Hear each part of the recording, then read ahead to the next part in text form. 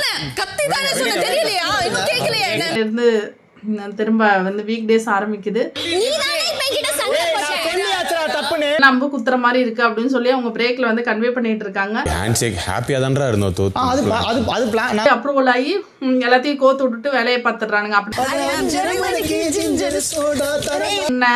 ஆதரே வெளில அனுப்பிட்டான், அடுத்து வந்து வியானாவை வெளில அனுப்பிட்டான்.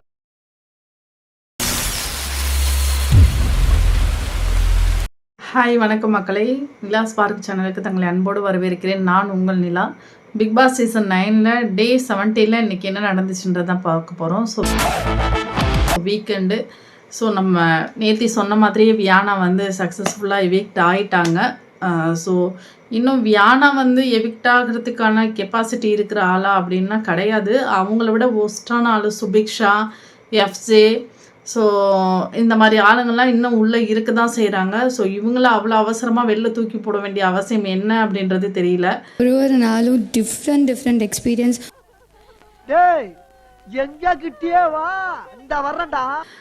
ஸோ ஆரம்பிக்கும் போதே பார்த்தீங்கன்னா ஒரு குறும்படத்தோடு ஆரம்பித்தாங்க. ஸோ இவ்வளோ நாள் நடந்த டாஸ்க்லேயே ரொம்ப ஃபன்னியான டாஸ்க்காக எது இருந்துச்சு அப்படின்னா அந்த தலை டாஸ்க் ரொம்ப ஃபன்னியாக இருந்துச்சு. ஸோ ரொம்ப என்ஜாயபிளாக இருந்துச்சு. அது ரொம்ப நல்ல வெல் பிளேடு. யாரெல்லாம் அமித் ரொம்ப ஸ்மார்ட்டாக சூப்பராக விளையாண்டார். ஸோ இதில் ரொம்ப எஃபர்ட் போட்டு விளையாண்டது வந்து ஆதிரை நல்லா விளையாண்டாங்க. கொஞ்சம் ஸ்மார்ட்டாக அப்படி இப்படி எல்லாரையும் தள்ளி விட்டுறலாம் அப்படின்னு முடிவு பண்ணி விளையாண்டது வந்து விக்ரம். ஸோ அவங்கள டோட்டலாக அமித் வந்து காலி பண்ணி வெளில அனுப்பிச்சிட்டாரு.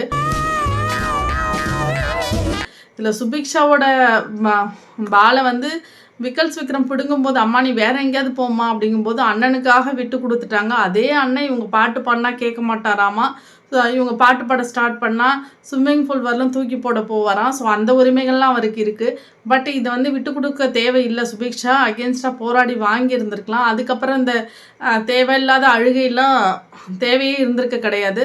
ஸோ அதுக்கப்புறம் வந்து இந்த இது அந்த வழக்காடு மன்றம் இருக்கு இல்லையா, அதில் நடந்த ஒரு சில இன்சிடெண்ட் வந்து வினோத் வந்து அந்த கோர்ட்டோட டெக்கோரமை வந்து ஃபாலோ பண்ணலை, அந்த லாங்குவேஜ் வந்து ரொம்ப டிஃப்ரெண்ட்டாக இருந்தது அப்படின்னு சொல்லி அட்ரஸ் பண்ணாங்க. அப்புறம் வந்து எஃப்ஜே வந்து ஓவராக துள்ளாத அப்படின்னு சொல்லி பாரு வந்து எஃப்ஜே சொல்ற நீ சொல்லும் பாரு உங்களுக்கு நான் சாரி இவன் வேற என்னை ரொம்ப டார்ச்சர் பண்றான்டா. வீட்டில எல்லாம் ஜட்ஜு தானம்மா, உன் வீட்டில எல்லாம் லாயர்ஸ் தானம்மா, இப்போ கோர்ட்டோட ரூல்ஸு டெக்கோரம் எல்லாம் உனக்கு தெரியும்ல அப்படின்னா எனக்கு நல்லா தெரியும் சார். அப்போ நீ ஏன் அதை ஃபாலோ பண்ணல? அவசரப்படாத, பொறுமையாக இரு. எதுக்கு எடுத்தாலும் எதுக்கு இப்படி ரொம்ப துள்ளுற? அடுத்தவங்க துள்ளுனா உனக்கு வந்து அதை ஆக்செப்ட் பண்ணிக்க முடியல, பட் நீ துள்ளுனா நாங்களாம் பார்க்கணுமா அப்படின்னு சொல்லி ஒரு மாதிரி இன்சல்ட் பண்ணி பேசின மாதிரி தான் இருந்துச்சு. முடியலன்னா அப்போ நீங்கள் துள்ளுனீங்களே, அது பேர் எனக்கு அதை எப்படி சொல்ற? அதுக்கப்புறம் பார்த்தீங்கன்னா இப்போது இவரோட கமெண்ட்ஸு, இவர் பாஸ் பண்ணுறது, வினோத் பாஸ் பண்ணுறது, அவரோட கமெண்ட்ஸு, அவர் வச்சு கலாய்க்கிறது, இதெல்லாம் வந்து விவாகரை வச்சு பண்ணும்பொழுது இவங்களுக்கெல்லாம் ரொம்ப இனிச்சிச்சு. இப்போ கோர்ட்டு டாஸ்க்குன்னு வரும்போது டாஸ்கில் எப்படி இருக்கணும், டாஸ்க் இல்லாதப்ப எப்படி இருக்கணும் அப்படின்னா எல்லா இடத்துலையுமே அவர் ஒரே மாதிரி தான் இருக்கார். அவசரப்படுறது, மற்றவங்க சொல்கிறத காது கொடுத்து கேட்கலன்றது எல்லா நாளும் நம்ம சொல்லிட்டு இருக்க கம்ப்ளைண்ட் தான். ஸோ அதை இந்த வாரம் வச்சு பயங்கரமாக செஞ்சு விட்டாங்க சேது சார். பட் வரக்கூடிய வாரங்கள்லாம் எப்படி இருக்காருன்னு பார்ப்போம். பட் திவாகரை அப்படி அவர் கலாய்க்கும் பொழுது வேர்ட்ஸ் எல்லாம் பயங்கரமாக ரிலீஸ் பண்ணும் பொழுதே நீங்கள் கண்ட்ரோல் பண்ணியிருந்தீங்கன்னா இப்போ அவர் ஒழுங்காக இருந்திருப்பார். டைரக்டர் பேச்சு கேட்பீங்களா? டைரக்டருக்கு பேச்சு கேட்டு தான் நடிப்பேன். இப்போ இந்த அளவுக்கு வளர்ந்துருக்காது. ஸோ முளையிலேயே நீங்கள் வந்து வெட்டி தூக்கி எரிஞ்சிருக்கணும். அப்போல்லாம் அப்ரிஷியேட் பண்ணி செம்மையாக இருக்குது அப்படி இப்படின்னு சொல்லிட்டு இப்போ வந்து அப்படியே டோட்டலாக கோர்ட்டு டெக்கோரம் டாஸ்க் அப்படின்னு சொல்லி டிஃப்ரென்ஸ் பிட்வீன் பண்ணுறது வந்து நல்லாவே இல்லை, கேவலமாக இருந்துச்சு. டெக்கோரம் மீறினதுக்கு காரணம் என்ன? இது அதிகமாக செய்தது யார்? பாவியலா இப்படி தாண்டா அசிங்கப்படுறதுனா வாழ்க்கையில. ஸோ அதுக்கப்புறம் பார்த்தீங்கன்னா பிரேக்கில் வந்து பாரு வந்து நான் அப்படி தான் நடந்துக்கிறேன்னா எனக்கு தெரியல அப்படின்னு சொல்லி கேட்கும்போது ஆமாம் ரொம்ப அன்னோயிங்காக நடந்துக்கிற, நீ நடந்துக்கிட்டா ஓகே, இதே நாங்கள் ஏதாவது பண்ணோன்னா அது வந்து அப்படியே அகேன்ஸ்டாக எங்கள் பக்கம் திருப்பி விடுவேன். பட் இந்த மாதிரி தேவையில்லாத ஆக்ஷன்ஸ்லாம் உங்ககிட்ட அது பைத அது ஒன்றையே அறியாமல் உனக்கு வருதுன்னு சொல்லிட்டு விக்ரம் வந்து பெரிய ஒழுங்கு அவர் வந்து பார்வதிக்கு சொல்கிறாராம்மா. மறைஞ்சிருந்து பின்னாடி முதுகு பின்னாடி ஒளிஞ்சிருந்து கேம் ப்ளே பண்ணுற விக்ரம்லாம் அட்வைஸ் பண்ணுற நிலமையில இருக்குது. சொல்லிட்டான் பாரு, இப்போ எல்லாத்தையுமே அப்படியே சொல்லிட்டான் பாரு. ஸோ அதுக்கப்புறம் கேஸு மொத்தம் எத்தனை கேஸ் நடந்துச்சு, ஒரு 6 கேஸ் நடந்துச்சு. அதில் ரொம்ப இன்ட்ரெஸ்டிங்காக நடந்த கேஸ்லாம் எடுத்து டிஸ்கஸ் பண்ணும்போது ஃபர்ஸ்ட் வந்து வினோத்தோட தான். ஸோ வினோத் வந்து ஆப்போசிட்டில் இருக்கவங்க என்ன சொல்ல வர கவுண்டர் அடிச்சிருந்தாங்கன்னா உங்களுக்கு எப்படி இருக்கும்? சிரிப்பா இருக்குமோ? வினோத் தான் வழக்கு தொடுத்திருந்தாரு. என்ன அப்படின்னா, என்னோட நட்பை வந்து கெடுக்குறாங்க, திவாகர் வெளில போனதுக்கு நான் தான் ஒன் ஆஃப் த ரீசன் சொல்கிறாங்க, நான் கிடையாது அப்படின்னு சொல்லி தான் நான் வழக்கு போட்டேன் அப்படின்னு சொல்கிறாரு. ஸோ ஆதிரைக்கும் இவங்களுக்கும் அகேன்ஸ்டாக நடக்கும்போது இந்த ஆதிரை எதுக்கு தான் உள்ளே போச்சு, அது அவ்வளோ பெரிய ஸ்மார்ட் பிளேயராக என்னன்றதுலாம் இல்லை. ஸோ போனதுக்கான காரணத்தை விட்டுட்டு மற்றதெல்லாம் வழக்காட மாட்டது தான் எனக்கு தீர்ப்பு கிடைக்கணும்னு முட்டாள்தனமாக போராடுற மாதிரி தான் இருந்துச்சு. அப்படிங்கிறது சொல்லியிருக்கலாமோங்கிறது என்னோட ஒரு ஒப்பீனியனா. ஸோ இதில் ஆஸ் யூஷுவல் வந்து இவர் வினோத்தோட கேஸ் தான் ஜெயிச்சிச்சு. பட் அவர் ஆப்போசிட்டில் உள்ளவங்கள பேச விடலை, ஒரு சில விஷயங்கள் வாதாட விடலை. கேஸில் வந்து கிராசிங்லாம் நடக்கும்பொழுது அவங்களுடைய தரப்பு வாதத்தை வந்து ஏற்றுக்கிறதுக்கு அவர் ரெடியாக இல்லை. இதில் எஃப்ஜேவி இழுத்து போட்டு எஃப்ஜே வந்து ஆதிரைக்கு சப்போர்ட் பண்ணுறான் அப்படின்னு சொல்லி சம்மந்தமே இல்லாமல் கொண்டு வந்தது. இந்த மாதிரி ஒரு சில விஷயங்கள்லாம் ரொம்ப கேவலமாக இருந்துச்சு அப்படின்னு சொல்லி தான் சொன்னாங்க.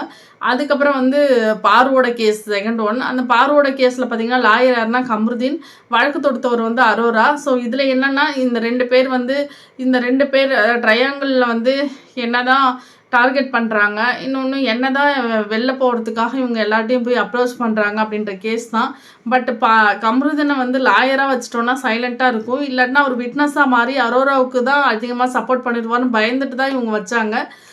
ஸோ இவர்கிட்ட கேட்கும்போது இல்லை நான் வந்து விட்னஸாக இருந்தால் நல்லா பண்ணியிருப்பேன் சார் அப்படின்னு சொல்லும்பொழுது என்னென்னா இதில் வந்து அவ்வளோக்கா அரோராவை எதிர்த்து கேள்வி கேட்க தெரிஞ்ச கம்ருதீனுக்கு அங்கே கேஸுன்னு வரும்பொழுது ரெண்டு பக்கமே பயாஸ்டாக ரெண்டு பேருமே ஃப்ரெண்ட்ஸ் இருந்ததால் இருந்தேன் அப்படின்னு சொல்கிறது எந்த வகையில் நியாயம்? இவர் கேட்டிருந்தா நல்லா கேட்டிருக்கலாம். அந்த கேஸை வந்து இப்படி பண்ணு அப்படி பண்ணுன்னு சொல்லி பாரு நிறைய சப்போர்ட் பண்ணாங்க. உங்களுக்கு ஏன் ஃபேவராக வரல? இல்லை, அவர் ஒழுங்காக வாதாடல சார். அப்படி பேசுனாங்க, அதெல்லாம் அவர் கரெக்டாக ப்ரொசீட் பண்ணவே இல்லை. அவர் என்ன ஒரு யோசனையிலே இருந்த மாதிரி தான் இருந்தது. ஸோ இந்த கேஸ் வந்து பாருவுக்கு வந்து ஏமா உன்னோட கேஸ் ஜெயிக்கல அப்படின்னதுக்கு அங்கே மூன்றாவது நபர்கள் இருக்காங்களே ஹவுஸ்மேட்ஸ், அவங்களோட தீர்ப்பும் ஜட்ஜோட தீர்ப்பு ப்ளஸ் லாயர் வந்து எனக்கு வந்து சரியாக வாதாடலை அப்படின்னு சொல்லி சொன்னாங்க. அது 100% உண்மை தான். இந்த கேஸை பொறுத்தவரையிலும் வெளில கொண்டு வந்து விட்னஸ்லாம் ப்ராப்பராக வச்சுருந்து எல்லாத்தையுமே டிஸ்கஸ் பண்ணியிருந்தா அரோராவோட முகத்திரை வந்து கண்டிப்பாக உடஞ்சி வெளில ஊற்றிருக்கும்.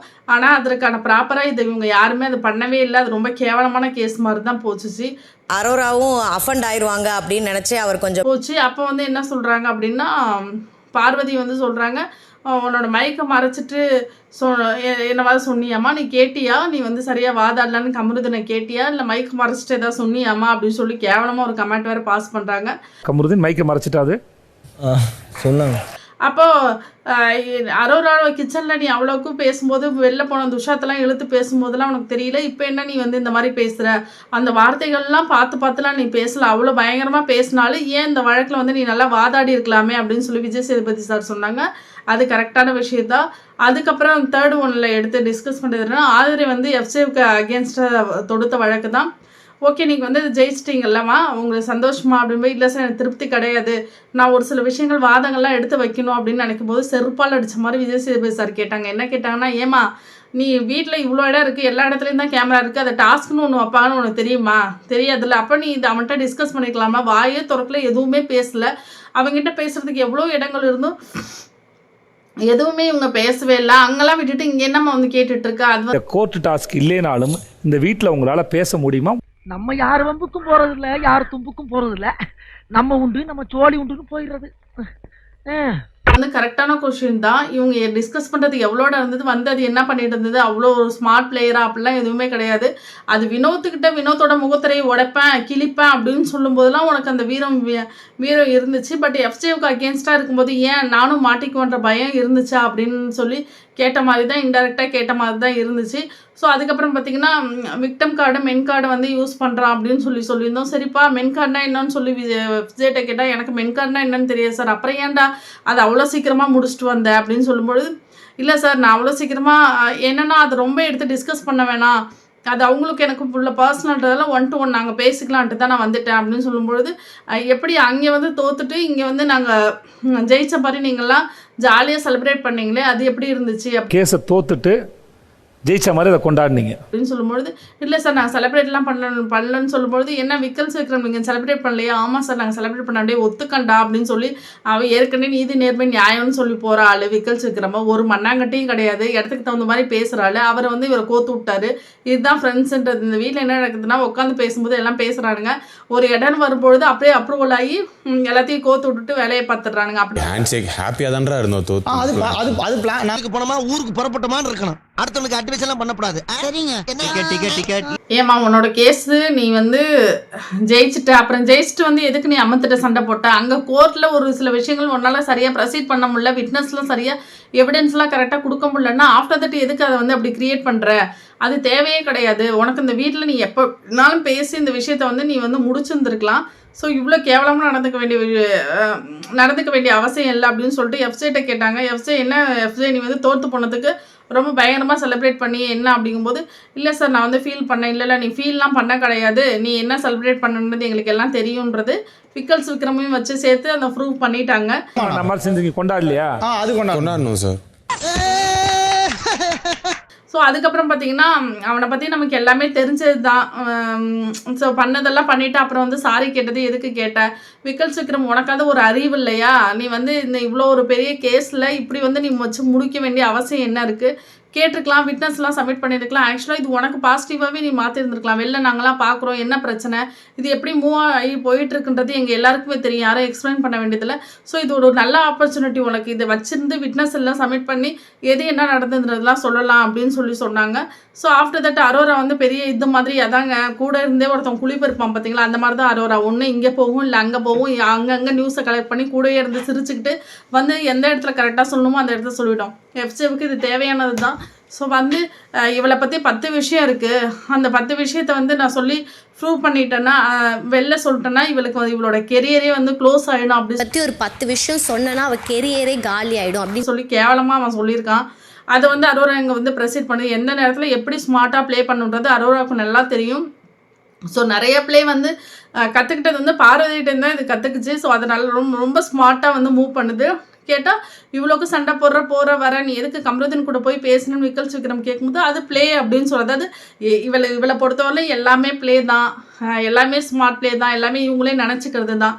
ஸோ அதுக்கப்புறம் இந்த கேஸில் வந்து இந்த மாதிரி சொல்கிறான் சார். அது வந்து இப்போ பீப்புள்ஸ் மத்தியில் அது எப்படி போகும்? ஒரு பொண்ணாக இருக்கும்பொழுது இது தேவையில்லாத இஷ்யூ தான் கிளப்புது அப்படின்னா ரொம்ப ஸ்மார்ட்டாக அரோரா வெரி குட், நீங்கள் ரொம்ப சூப்பராக பாயிண்ட்ஸ் எல்லாம் எடுத்து வைக்கிறீங்க, ரொம்ப சூப்பராக ப்ளே பண்ணுறீங்க. இப்போ இந்த ப்ளே நீங்கள் விளையாடுறதுக்கு உங்களை கொண்டு வரதுக்கு இவ்வளோ பாடாக போட்டுச்சுன்னு சொல்லிட்டு சார் வந்து ரொம்ப தட்டி கொடுக்க வேண்டிய ஆள் தான். மறுபடியும் பாராட்டுறேன், பல விஷயங்களை ரொம்ப. அதுக்கப்புறம் எவிக்ஷன் ப்ராசஸில் வியானா தான் போகிறாங்க. ஸோ வியானா வந்து பயங்கரமாக அப்ரிஷியேட் பண்ணி பிக் பாஸ் வந்து வெளில எடுத்தாங்க. ஸோ உன்னோட அந்த ஐகானிக்கான அந்த வாக்கை நடந்துட்டு நீ வெளில போ அப்படின்னு சொல்லும்பொழுது இவங்க டான்ஸ் ஆடிட்டே இருக்காங்க. டான்ஸ் ஆடும்போது எஃப்சிவை பிடிச்சி கூப்பிட்றாங்க, வரவே இல்லை. அவனோட ப்ளே என்ன, ஆதரையே வெளில அனுப்பிட்டான். அடுத்து வந்து வியானாவை வெளில அனுப்பிட்டான். இவ்வளோதான் ரொம்ப ஸ்மார்ட்டாக தேவையான இடங்களில் தேவைப்படும் பொழுது அந்தந்த மனிதர்களை சேர்த்துக்கிட்டு விளையாண்டுட்டு தேவையில்லைன்னா வெளில தூக்கி போடுறதுக்கு உள்ளேருந்தே ஒருத்தவன் ப்ளே பண்ணுறான்னா அது எஃப்சி மட்டும்தான். இவனை மாதிரி ஒரு 1ஆம் நம்பரை பார்க்கவே முடியாது. ரொம்ப கேவலமான ப்ளே, ரொம்ப ஒஸ்டான ப்ளே. அது ஒரு அன்பு லவ் அப்படின்னு சொல்லி கிரியேட் பண்ண தேவையில்லை. நாயே உனக்கு ஏதாவது அறிவு இருந்தால் அதை வச்சு நீ விளையாண்டுருந்தா நல்லா ரொம்ப சூப்பராக ரசிக்கிற மாதிரி இருந்திருக்கும். என்ன கெப்பாசிட்டி இருக்குது, என்ன ப்ளே பண்ணுறாருன்னு அவரை உள்ளே வச்சுருக்காங்கன்றது தெரியல. அதுக்கப்புறம் பார்த்தீங்கன்னா வியானா வெளில போனதுக்கப்புறம் எஃப்சே தான் ஆரம்பிக்கிறாரு. நீ அதை என்கிட்ட அங்கேயே சொல்லியிருந்துருக்கலாம், நான் சொல்லி முடிச்சுட்டு திரும்ப நீ எதுக்கு ஆரம்பிக்கிற அப்படின்னா, ஆமாம் நீ அப்படி சொன்னல தப்பு தானே, சேது சார் முன்னாடி பேச முடியாது தானே, சேது சார் முன்னாடி அவர் ரெஸ்பெக்டபுளாக தான் பேச முடியும், கண்ணாப்பட்டான்னு பேச முடியாது. பட் அது என்ன 1 to 1 நாங்கள் பேசி முடிச்சிட்டோம். அதை நீ இங்கே பொது சபைக்கு எடுத்து பேச வேண்டிய அவசியம் என்ன அப்படின்னு சொல்லி கேட்டோன்னே after that break Vijay Sethu sir வந்து அவன் வந்து உன்னை நல்லது தான் பண்ணியிருக்கா, நீ எதுக்கு அப்படி பேசுகிற அப்படின்னு சொல்லி நம்ம அத்தலத்துக்கு 2 பக்கம் அடின்ற மாதிரி எஃப்சே 2 பக்கமே அரோராட்டையும் எஃப்சே இது இவங்க சேது சாட்டையும் அடி வாங்கின மாதிரி தான் இருந்துச்சு. இது தேவையான அடி தான் எஃப்சேவுக்கு. தேவைப்படுற நேரத்தில் கோத்து விட்டது அரோரா தான். ஸோ இந்த வாரம் எனக்கு தெரிஞ்சு வியானா இவங்களுக்கு எஃப்சேவுக்கும் அரோராவுக்கும் செம்ம ஃபைட் இருக்குது, சாண்ட்ராவுக்கும் திவ்யாவுக்கும் செம்ம ஃபைட் இருக்குது. அதுமாதிரி கம்ருதீனுக்கும் பார்வதிக்கும் செம்ம மிஸ் அண்டர்ஸ்டாண்டிங் இருக்குன்னு நான் நினைக்கிறேன். இந்த வாரம் ஃபுல்லாக இதை வச்சு தான் இந்த வாரம் வந்து கண்டென்ட் போகும்னு நினைக்கிறேன். மாதிரி வந்து சொல்லுது, இல்லை விக்கல்ஸ் விக்ரமுக்கு வந்து வா ஒரு ஸ்வீட் ஹக் கொடுத்துக்கலான்னு அந்த பால் கேமில் தலை கேமில் நான் சொன்னேன். அந்த மாதிரி இவனை வந்து கேஸுக்கு அப்புறம் நான் வந்து வாடா ஒரு கிஸ் பண்ணிக்கலாம் அப்படின்னு சொல்லிட்டு, ஐ மீன் கிஸ் பண்ணிட்டு போ அப்படின்னு சொல்லி சும்மா விளையாடுறத சொன்னால் அதையே எடுத்துகிட்டு வந்து திரும்ப என்ன அம்பு குத்துற மாதிரி இருக்குது அப்படின்னு சொல்லி அவங்க பிரேக்கில் வந்து கன்வே பண்ணிட்டு இருக்காங்க. ஏற்கனவே அரோரா சக்கரத்தை கட்டிட்டு ஆடும். இல்லை துஷார்னு எத்தனை முறை அந்த பொண்ணை குத்துவீங்க எமோஷனலாக வீக் பண்ணுவீங்க அப்படின்னு வேற இவர் எடுத்து கொடுத்துட்டு போயிருக்காரு. துஷார் போனது நீதான் காரணம், நீதான் எத்தனை பேர் சொல்லுவீங்க, இன்னும் எத்தனை நாள் சொல்ல போறீங்க? அதுக்கப்புறம் பார்த்தீங்கன்னா ஆனால் எஃப்சி வந்து ஒரு பாயிண்ட் கரெக்டாக சொன்னேன். என்னன்னா துஷார்னு சொன்னால் துஷாரை பற்றி உங்ககிட்ட பேசினா நீ எப்படி வீக் ஆவா, அந்த மாதிரி தான் இந்த விஷயமும் என்ன எதுக்கு போட்டு நீ வந்து இந்த மாதிரி பண்ணிகிட்டு இருக்க அப்படின்னு சொல்லி அரோராட்ட வந்து எஃப்சி கேட்டது நல்ல பாயிண்ட்டு தான். So Vijay sir Sethu sir என்ன சொன்னாலும் எஃப்சி யார் என்ன சொன்னாலும் முதல்ல நீ கேளு, காது கொடுத்து கேளு, அவசரப்படாத அப்படின்னு சொன்னது. உள்ளே போய் இப்படி கத்தி பேசுறதுனால என்ன ஆக போகுது, நீ என்ன பண்ணுற இங்கே வந்து கெத்தாக பேசுகிற, கோர்ட்டில் போய் ஓகே சாரி அப்படின்னு சொல்லிட்டு கேட்டு போயிடு, அப்புறம் போய் பெட்ரூமில் போயிட்டு கட்டி பிடிச்சி உருண்டு இந்த மாதிரி சாரி சார் அப்படின்னு சொல்லி கேட்குறேன், இதில் என்ன நியாயம் இருக்குது? நீங்கள் தனியாக மிரட்டுறீங்களா அவங்கள? உங்ககிட்ட பேசுனதை நான் கேட்கலண்ணா அப்படின்னு சொல்லி இந்த கேஸ் பற்றி தான் பேசிட்டு இருந்தாங்க. அதுக்கப்புறம் அரோரா வந்து கடைசியாக மாட்டி விட்டா பாருங்க, நான் லட்டில் வச்சேன்னு நினச்சேடா, நட்டில் வச்சேன் அப்படின்னு சொல்லிலாம் பேசுறது வந்து தவறான வார்த்தைகள் தான் சார். அவன் அப்படி தான் ட்ரிகர் பண்ணி எல்லாரையும் பேசுகிறான் அப்படின்னு சொல்லி கோத்து விட்டது. இது எல்லாமே கோத்து விட்றது மட்டும் தான் அரோராவுக்கு வேலை, அது நமக்கே தெரிஞ்சது தான். ஸோ இன்னைக்கு பொறுத்தவரையிலும் இதுதான் நடந்துச்சு. ஸோ எல்லா டைம்லையும் நீங்கள் வந்து சரியாக இருந்துட முடியாது, கரெக்டாகவும் நடந்துக்க முடியாது விக்ரம், கொஞ்சம் பார்த்து ப்ளே பண்ணுங்க அப்படின்னு சொல்லி சொன்னது. அப்புறம் வியானா எவிக்ட் ஆகி போனது, அவங்கள பற்றின குறும்படம் போட்டாங்க. ஸோ கொஞ்ச நேரம் கேளுங்களேன். ஸோ இது திவாகருக்கும் கொஞ்சம் பண்ணியிருந்தா நல்லா இருந்திருக்கும். ஸோ இன்னும் நாளையிலேருந்து திரும்ப வந்து வீக் டேஸ் ஆரம்பிக்குது. ஸோ என்ன நடக்குதுன்றத, சுவாரஸ்யமாக நடக்குதுன்றத நாளைக்கு பார்ப்போம். Thank you so much guys. Support பண்ணுங்கள், கமெண்ட் பண்ணுங்கள், ஷேர் பண்ணுங்கள். Thank you guys, thank you.